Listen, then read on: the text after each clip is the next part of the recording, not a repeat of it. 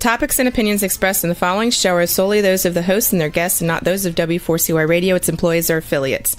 We make no recommendations or endorsements for radio show programs, services, or products mentioned on air or on our web. No liability, explicit or implied, shall be extended to W4CY Radio or its employees or affiliates. Any questions or comments should be directed to those show hosts. Thank you for choosing W4CY Radio. Welcome to the Ask the Expert show on W4CY Radio and Talk4 TV, where we bring you educational information from top local experts in the fields of legal, health, financial, and home improvement. Now sit back and listen to experts in family law, association law, hearing loss, business brokers, home care, along with many other topics. Now here are your hosts, Steve-O and Sophia. Hey, good afternoon, Tampa. Welcome to another Ask the Expert show. I'm your host for the next hour, Steve-O. This is the last Tuesday of the month, and that means we've got our Kay Bender Rimbaum show. And I got to tell you, this show is becoming one of our top shows. Now, they've always been our top show in South Florida, but for Tampa, they have come along. I cannot tell you how much I appreciate all your texts and emails that come in, and we do try to get to every one of them. Today is going to be a little bit different because we've got a lot of new laws that have just been passed. And let me welcome you to Attorney Kirsten Kinsk. Hey, Kirsten. Well, hello. Boy, yeah, I got to tell you, a lot of new laws out there. Oh man, it's making my head spin. Is your phone's ringing off the wall? It's it's incredible. And right now we're trying to basically digest the laws. Don't ask me, the implications of a lot of these. I mean, these are fresh off the press, right? Right. Yes. We can only interpret so much. That's the best we can do right now. And at least, educate the public, just getting the word out there as to what the changes are. So they're at least aware of them. Well, let's start off. Let's tell people about Kay Bender Rimbaum. Sure. Yes. Kay Bender Rimbaum is an exclusive community association law firm. So that means that we represent primarily condominium, HOAs, and cooperative associations throughout the state of Florida. We started as a law firm down in South Florida in Pompano Beach, Florida. And that is where our main location, our main office is located. We have since grown and expanded. And so we do have other locations throughout the state of Florida, including an office in Palm Beach Gardens, in the Orlando area, and then, of course, in the Tampa Bay area, which I manage. I got to tell you, people probably don't know this, but, our show is nationwide. And so we've got other community association law firms in other states. And I got to tell you, your firm is one of the fewest firms that just concentrates on community association law. I look at a lot of the other firms and you see their shingle says bankruptcy law, real estate law, business law, but this is the sole area that Kay Bender Rimbaum targets in. That's correct, Steve. I mean, this is our exclusive practice area. We are a full service community association law firm. So that means that not only do we represent and assist clients, associations with the day-to-day operations of running a condominium or an HOA association, but, we also do lien and foreclosure collections in-house, as well as have a full dispute resolution department. So we handle internally all our mediation, arbitrations, and then certainly litigation. Well, I got to tell you, I am going to Now, normally what we do is we read everybody's text, which we'll still have time to do that today, but we're going to kind of turn the show over to Kirsten, and she's going to go over a lot of these laws. Again, this just went into effect, so they're still fresh. So we're just getting started. Next month, we'll probably even do more. But Kirsten, as long as you need to take, go for it. Thanks, Steve. Right. So, July 1st of this year, House Bill 913 was signed by the governor. And the bill primarily affects condominium and cooperative associations. So this year, HOAs that are governed under Chapter 720 of the Florida statute, I guess, took a little break. And so the laws that I'm about to go over affect, like I said, condominiums and cooperatives. There were a lot of changes, significant changes. And we're slowly starting to teach legal updates informally. We are in the process of obtaining approval from the Division of Condominium to teach a legal update for continuing education credit for both board members and community association managers. And, typically with the division, it does take a little bit of time to get that course approved. So we will be rolling out a division approved course later on in the fall. And actually, I will be teaching that in the Tampa Expo this fall. But for right now, just wanted to informally kind of, put out the word out there with, just highlight some of the changes that went into effect. Now, again, I have a booklet here that is, almost 20 pages long of text with changes.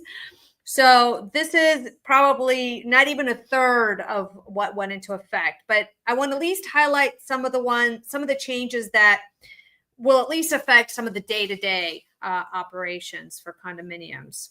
All right, so let me start with just quickly, with regard to milestone inspection, a change was made to section 553.899 of the Florida statute. And this change basically highlights now that a milestone inspection has to be completed by condominium associations that have condominium buildings that are at least 3 habitable stories. So the word habitable was now inserted in the statute, clarifying that it's 3 habitable stories and higher. There was if you recall, there was some confusion with some condominiums who start off with a garage and then the first habitable level, is on top of the garage. And so I think that was intended to clarify some of that. So it won't include that now. It should not include that now. It's 3 habitable stories and higher. Now, so the same change was also made with respect to CERS. So now it's condominium associations with 3 habitable stories or higher that need to complete the CERS. All right, moving on. Very interesting change was made with respect to virtual meetings. So for the longest time, absent an emergency order, the statute didn't really address the ability of associations to conduct these virtual meetings via Zoom or other virtual platforms. Well, that has changed. The statute now specifically says that board meetings, association meetings, membership meetings, committee meetings may now be conducted virtually. And the statute refers to these virtual meetings as video conferences. So the statute 718 now includes a definition for what is a video conference, and basically says that the notice of any meeting that will be conducted by video conference now has to include a hyperlink, as well as a call-in conference telephone numbers for unit owners to attend. as well as the notice also has to include a physical location for the meeting. So yes, the statute says you can conduct these meetings virtually, but you are obligated to also have a physical location for this meeting, and your notice of the meeting has to include the address of where the physical location will be. Okay. Now, if you do decide as a board to allow these types of meetings to be conducted virtually, the statute now imposes a requirement for you to video record those meetings.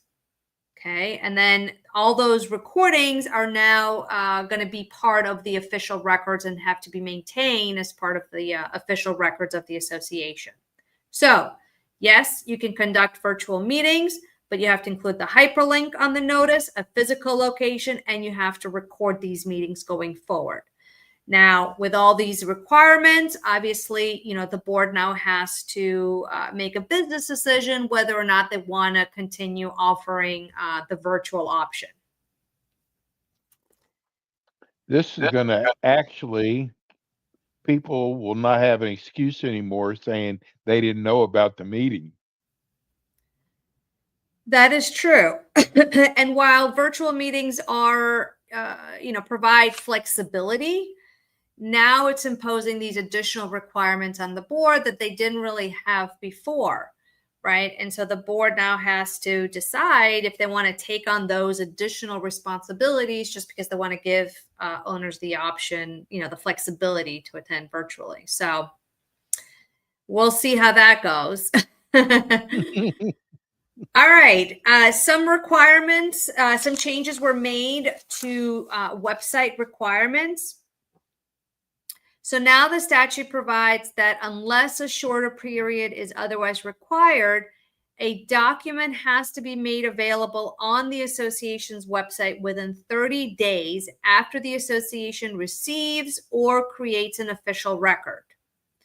Now, the statute currently does outline the type of records that have to be maintained on the website. In addition to that, the statute now requires that approved minutes of all board meetings over the preceding 12 months now have to be posted on the website.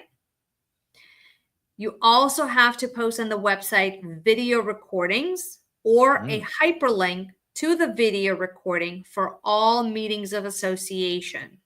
So remember, with those Zoom meetings, once you record them, you now have to not only keep them as part of your official records, you got to post it now on the association website. And that would include any virtual meeting conducted over the preceding 12 months. Okay. Now, remember also, January 1st of 2026, the new website requirement is going to go into effect. So effective January 1st of 2026, if you're in a condominium that has 25 units or more, you're now going to be required to maintain a website. So these website requirements will apply to you effective January 1st.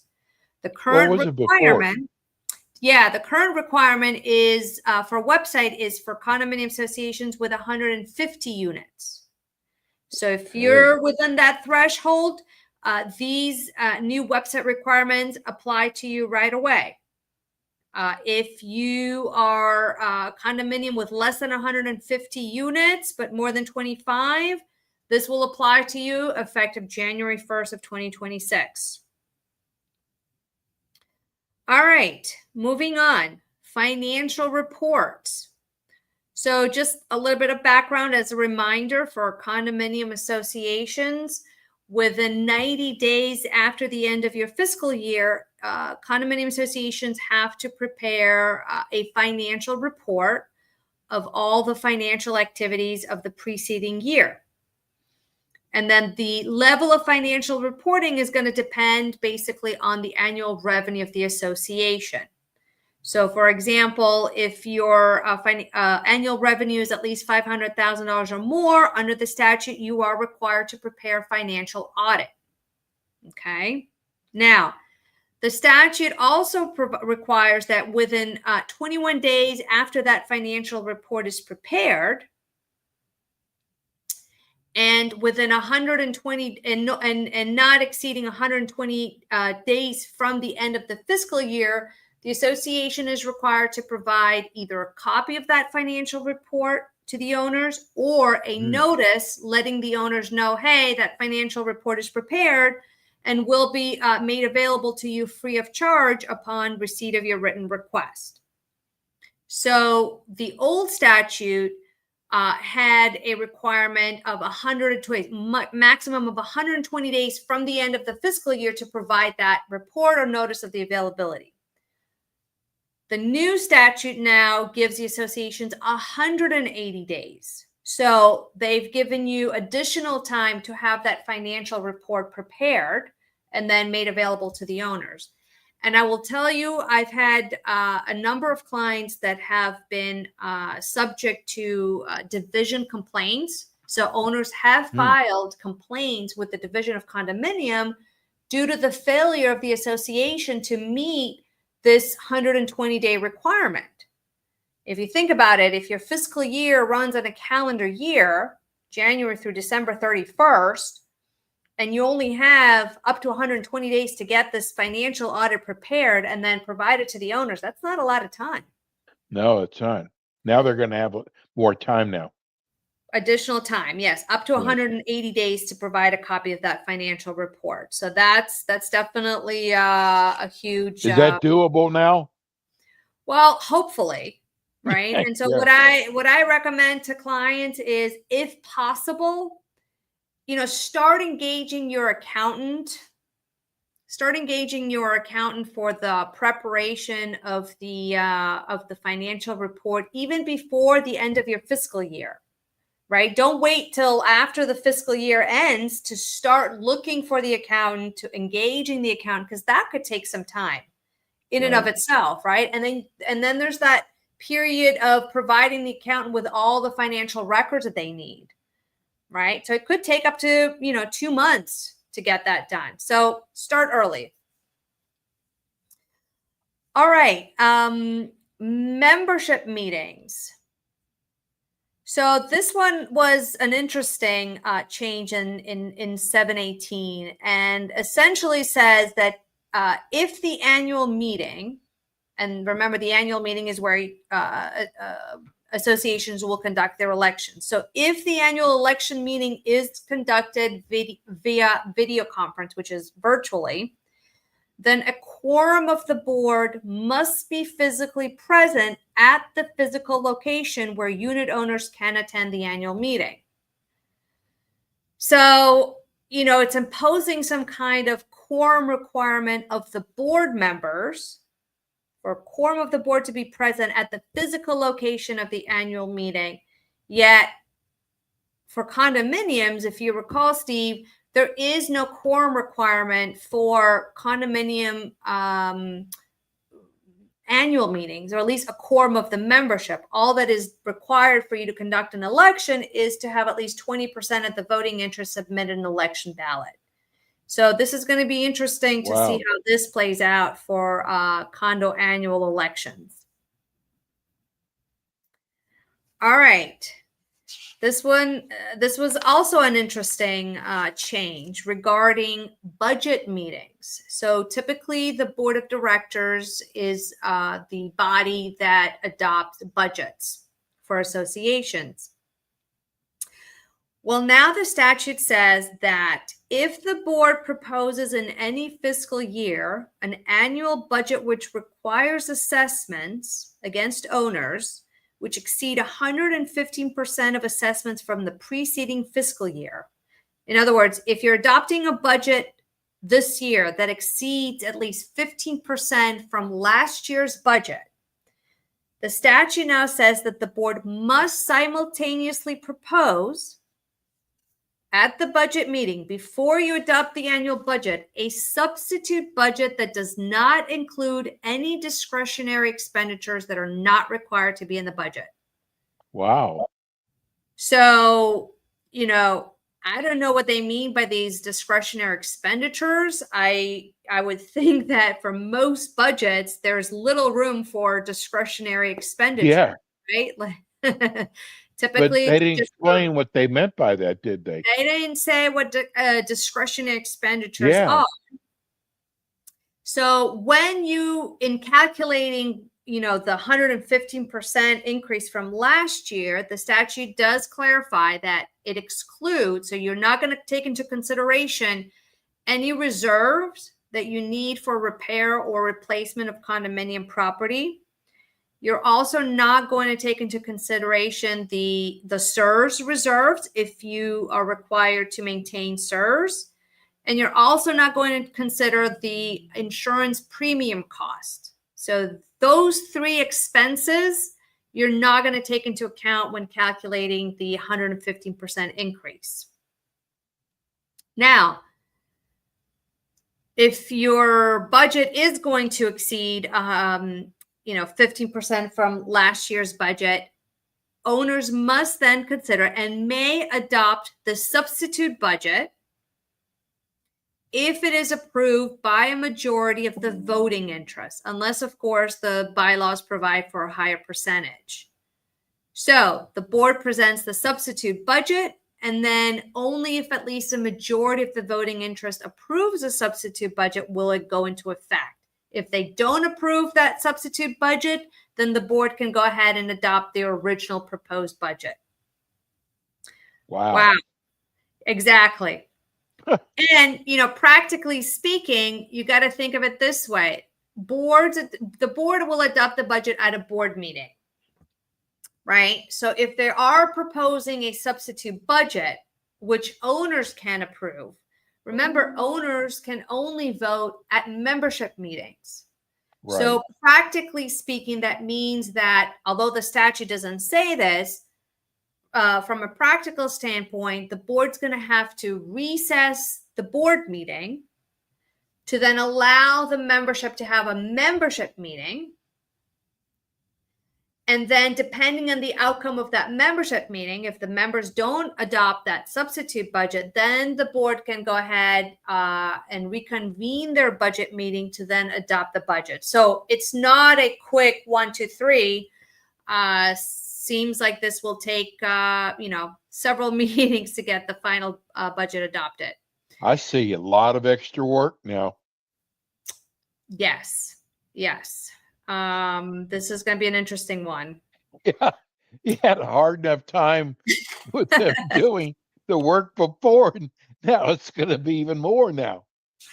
Yeah. I mean, the budget process is typically, it takes time for a board to prepare a budget, right? Typically several months, right? Because you're waiting for that insurance premium estimate to come in, and estimates from all these other vendors. So it takes months in the planning. Plus, the 14-day notice requirement is still in effect. So condominium board members still have to provide 14-day notice of that budget meeting, as well as a copy of the proposed budget. So it's very involved. Wow. All right. There were a number of changes made with regard to reserves, as well as the SERS. So let me just quickly highlight those. Hey, Kirsten, this is going to be like a dry run for you, practicing, getting ready to do all these seminars you're going to be doing with your clients. Well, so this is a nice little dry run. Yes. And typically this would be a 2-hour course. Yes. So, and we're doing this in 30 minutes. Yes. I don't know how you're going to do it in 2 hours. Yes. Well, there's a lot to cover. So I'm only scratching the surface here. You're doing great. Go ahead. All right. With reserves. So, and I'm not talking about SERS, although this applies to SERS as well. Among the items that condominiums have to reserve for, the current statute reads, for regular reserves, you had to reserve for building painting, roof replacement, surfacing, pavement resurfacing, and then any other deferred maintenance expense or replacement costs that exceeded $10,000. Well, that $10,000 threshold has now been increased to $25,000. The same thing applies with the SERS. For SERS, you have to prepare a reserve study for certain items, as well as any deferred maintenance expense or replacement cost that exceeds now $25,000. Or it's either $25,000 or the inflation adjusted amount determined by the division, whichever is greater. So the division of condominium now has to adjust that number for inflation every year based on the consumer price index, which makes sense. I mean, that $10,000 threshold has been in the books for as long as I've been practicing in this area, which is at least 15 years. So finally, they've come to their senses and decided, you know what, maybe that needs an adjustment. Okay, so that's good. So, right. So, and in addition, so by February 1st of 2026, and then annually thereafter, the division has to now post on its website the new inflation adjusted numbers. Okay. So be out on the look for that. Now, the statute also clarifies that reserves, regular reserves and SERS reserves, can be pooled. Right? The statute never expressly addressed that. Now it specifically says it can be pooled. Just note that SERS reserves can only be pooled with SERS reserves, and non-SERS reserves can only be pooled with non-SERS reserves if you are in one of those condominiums that has to do SERS. So the requirement to maintain regular reserves has not been eliminated. And if you are maintaining those, just know you can't pool SERS reserves with non-SERS reserves. Kirsten, I just want to remind everybody, these are all condominiums, right? Correct. Okay. Correct.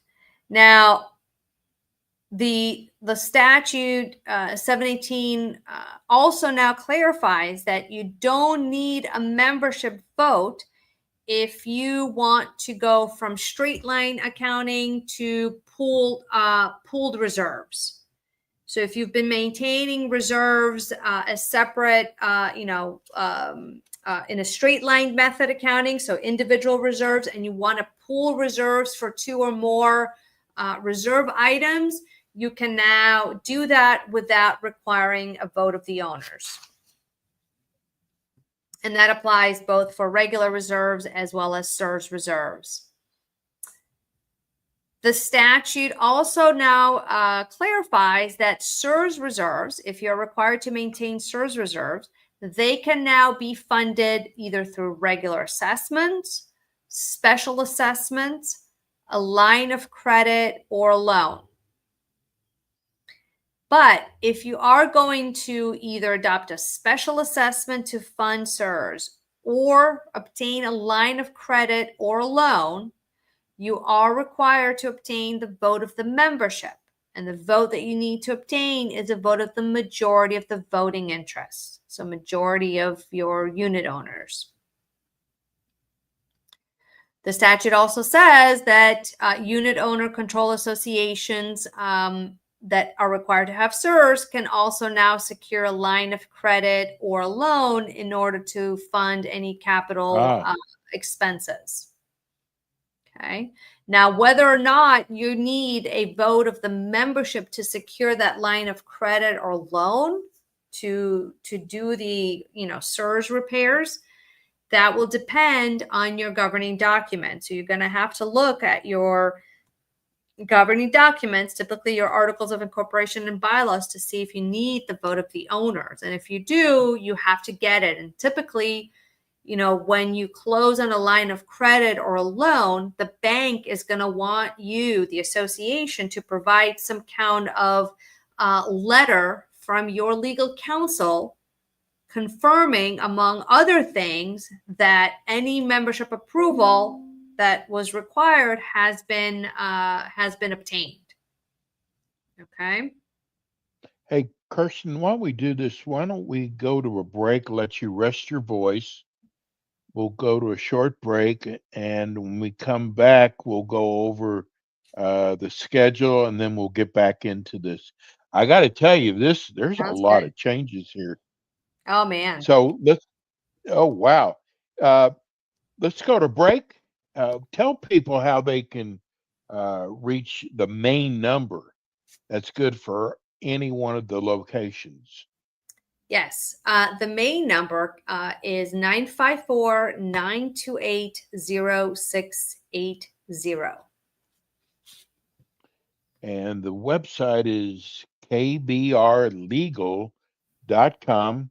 We're going to go to a quick break. When we come back, we're going to go over your classes coming up, and then we'll get back into all these new laws that are going to be taking effect. We'll be right back with Kirsten Hens.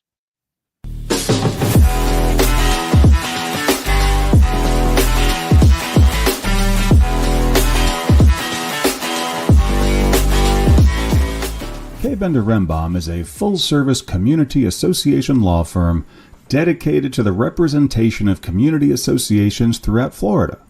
On kbrlegal.com, you can learn more about their offices in Pompano Beach, Palm Beach Gardens, Orlando, Tampa, as well as throughout Miami-Dade by appointment.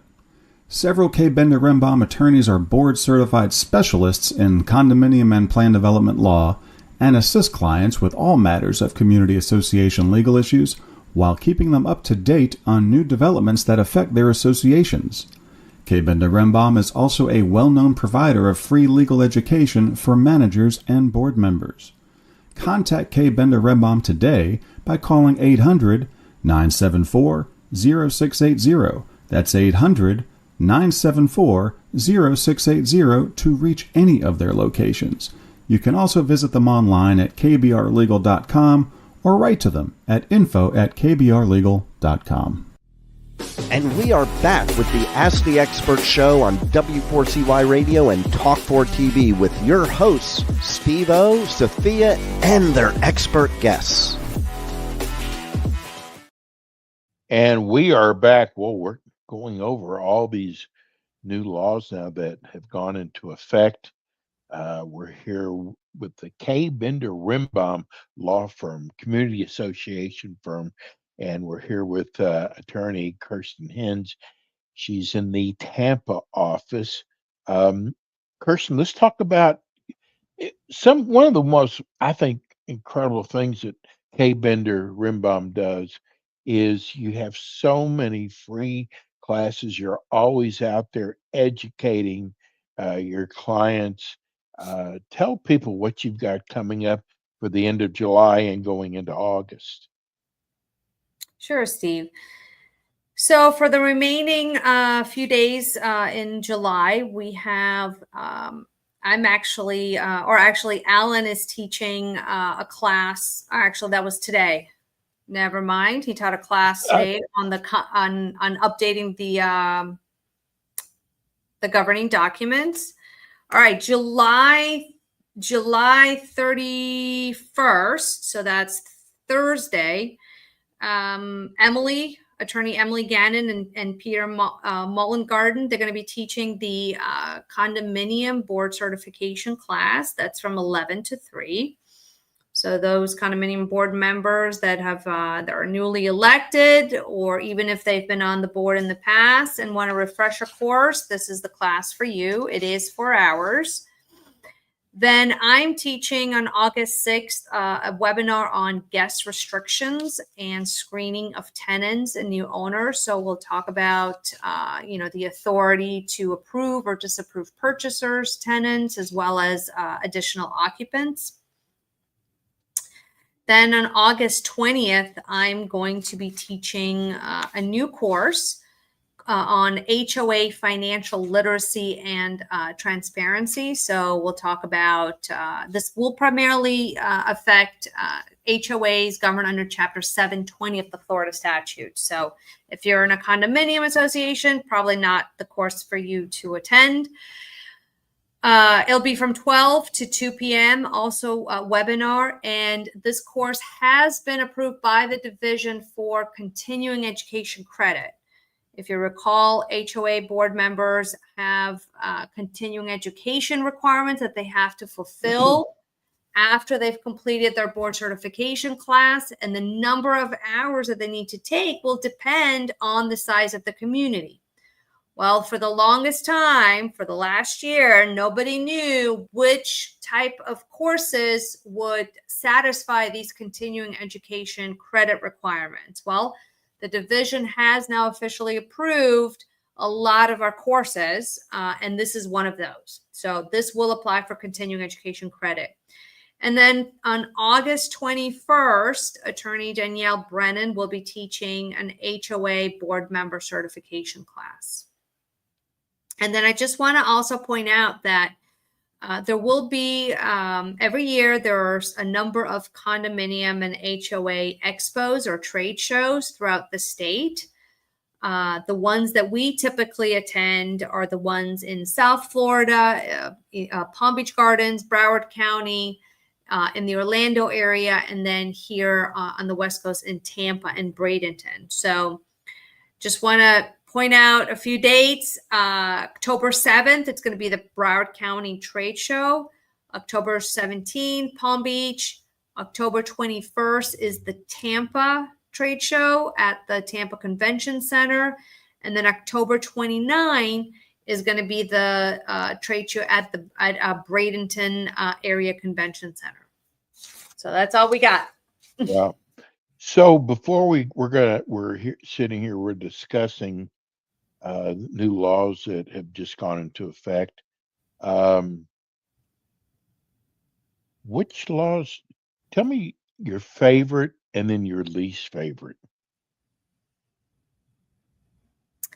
My favorite and least favorite. Oh, geez. Well, I mean, I think I think the law that now requires a quorum of the board to be physically present at the physical location of the annual meeting. I mean, I think that's just silly. I mean, I don't even see the purpose that it will serve other than confuse the owners now. Well, do we need a quorum? Do we not need a quorum? What if a quorum of the board is not there? Can we conduct elections? Remains to be seen. So I think that one is my least favorite. I think at the moment, I think the one that speaks most to me is the one about financial reporting, that it increased the time frame within which the board get their financial report prepared and then disseminate it to the members. So you must have had a lot of complaints about that. Yes. Unbelievable. Okay, we're talking about there's so many new laws. Kirsten, how come they're mostly all condo and not HOA? I mean, your guess is as good as mine. I mean, it seems like they really just concentrated on condo associations. I think a lot of it was, just trying to clean up existing language. So, this was the result of that effort. Curious, what kind of feedback have you gotten from board members so far?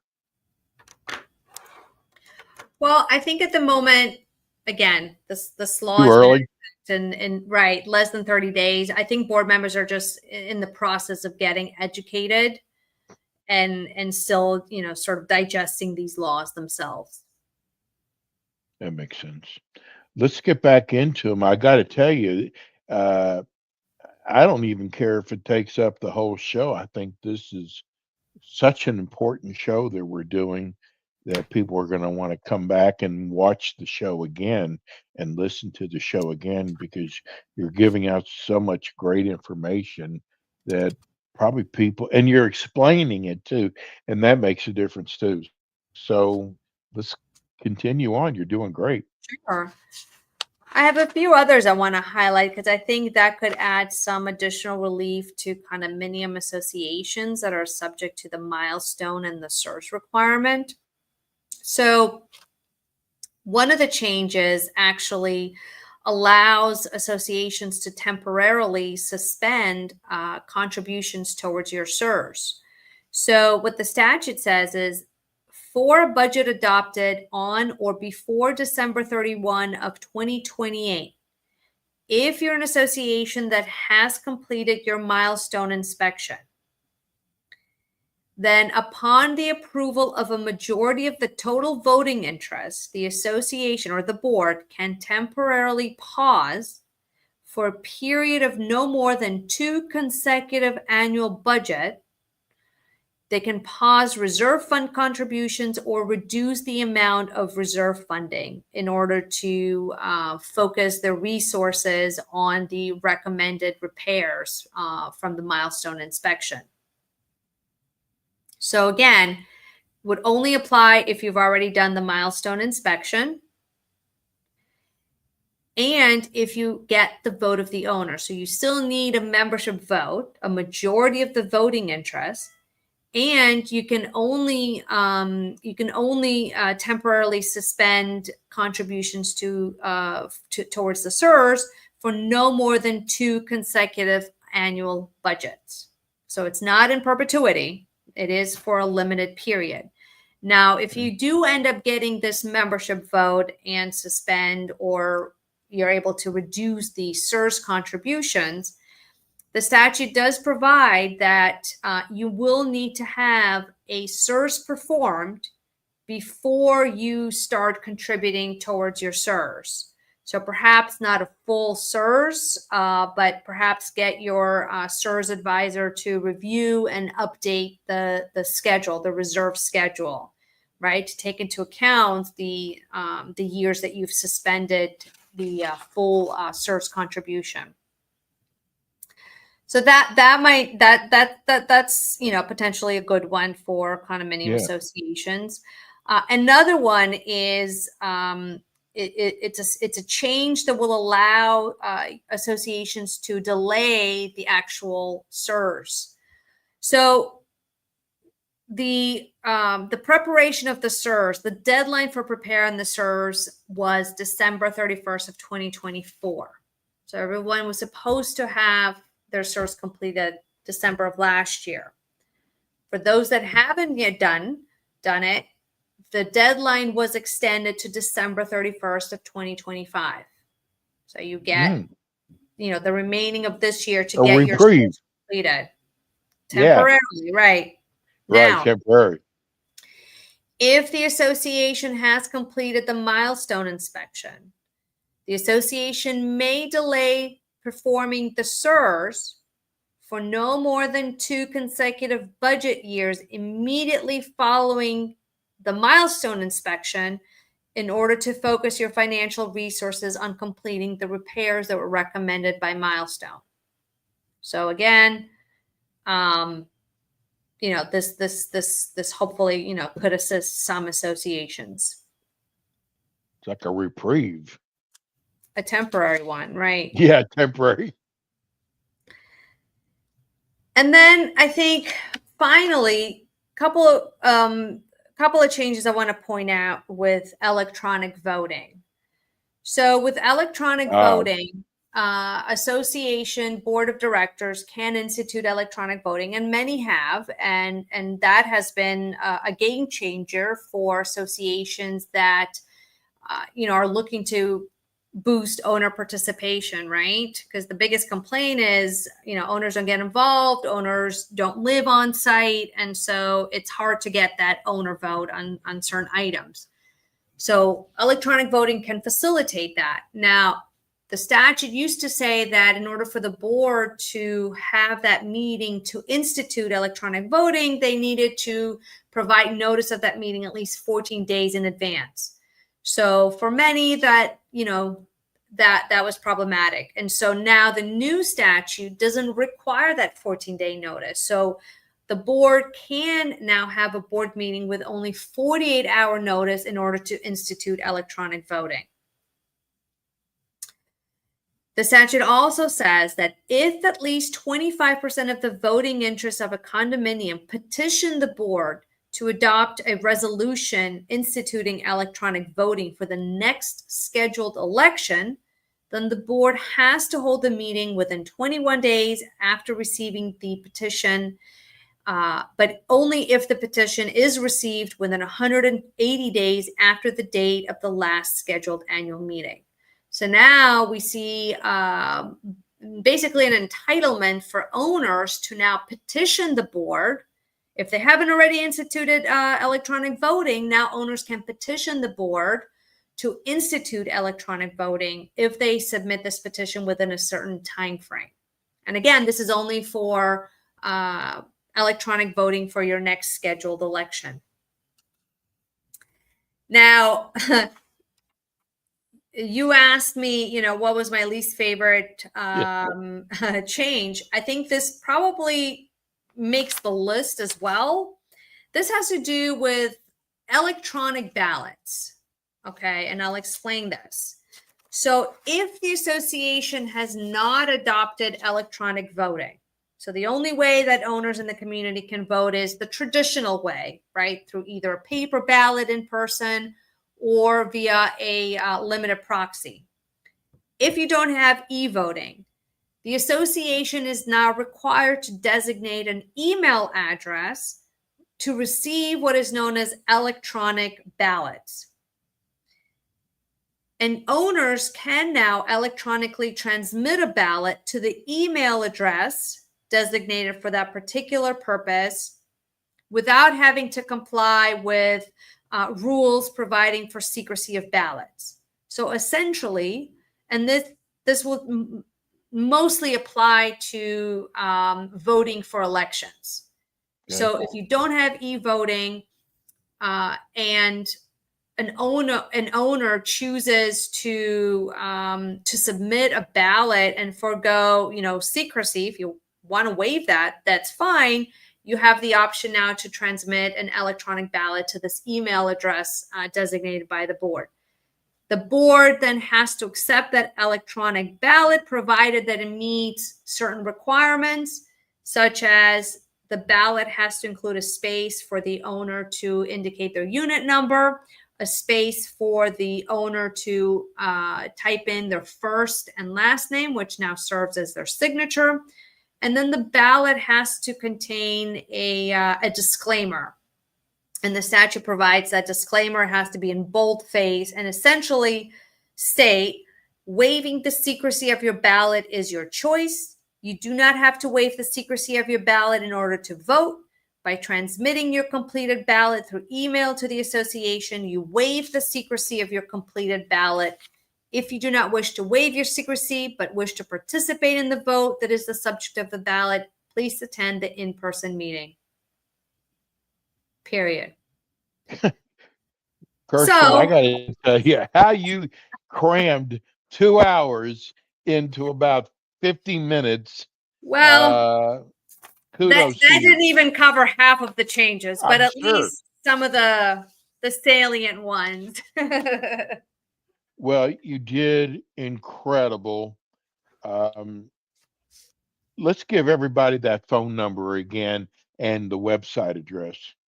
Yes, the main number is 954-928-0680. The website is kbrlegal.com. And I encourage you to get on our website, take a look at our upcoming schedules.